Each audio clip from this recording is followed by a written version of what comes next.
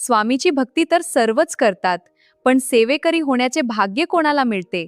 जाणून घ्या भक्तीचे कृतीत रूपांतर करणारी ही महान अवस्था. स्वामी समर्थ सेवेकरी म्हणजे काय? सामान्यतः जो सेवा करतो तो सेवेकरी, पण अध्यात्मशास्त्रात याची व्याख्या अधिक खोल आहे.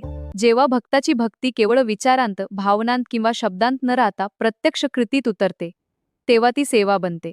ही सेवा म्हणजे केवळ शारीरिक श्रम नव्हे, तर भगवंताच्या इच्छेचे साधन बनून स्वतःचे शरीर, मन आणि जीवन ईश्वरी कार्यात समर्पित करण्याची अवस्था होय. अशी सेवा करणारा भक्त सेवेकरी या महान पदाचा मानकरी ठरतो.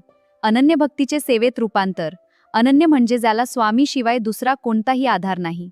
जेव्हा एखादा भक्त ध्यानात किंवा नामस्मरणात न रमता समाजासाठी आणि इतर जीवांच्या कल्याणासाठी कार्य करतो, तेव्हा त्याच्या भक्तीचे रूपांतर सेवेत होते. ही सेवा पूर्णपणे निरपेक्ष आणि अहंकाररहित असते. केवळ स्वामींना प्रसन्न करणे हाच त्यामागचा मुख्य उद्देश असतो. स्वामींची कृपा आणि पात्र शरीर. स्वामी समर्थ महाराज जेव्हा एखाद्या भक्ताची आंतरिक पात्रता पाहतात, तेव्हा ते त्या भक्ताचा शरीराचा उपयोग स्वतःचे कार्य करण्यासाठी करतात. अशा वेळी तो भक्त केवळ एक माध्यम उरतो. त्या सेवेकऱ्याच्या माध्यमातून स्वामीच इतरांना प्रेम, आधार आणि मार्गदर्शन पोहोचवत असतात.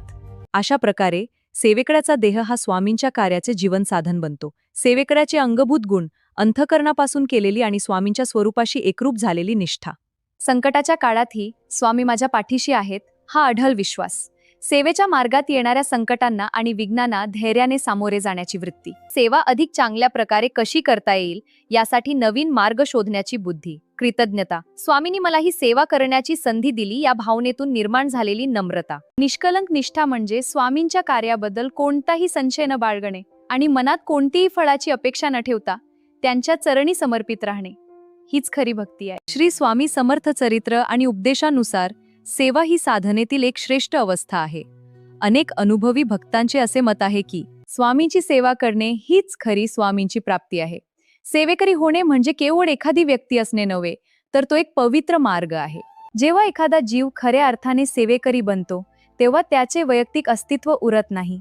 त्याचे बोलणे, वागणे आणि प्रत्येक कृती स्वामींच्या हेतूने प्रेरित असते. अशा सेवेकऱ्याचा देह म्हणजे केवळ एक मानवी शरीर नसून ते स्वामींचे चालते बोलते मंदिर असते. चला तर मग आजपासून केवळ भक्त न राहता स्वामींच्या कार्याचे एक छोटेसे साधन बनण्याचा प्रयत्न करूया. ही माहिती जास्तीत जास्त सेवेकऱ्यापर्यंत पोहोचवण्यासाठी शेअर करा. अशाच स्वामी विचारांसाठी आम्हाला फॉलो करा आणि स्वामींच्या या सेवेचा हिस्सा बना. श्री स्वामी समर्थ.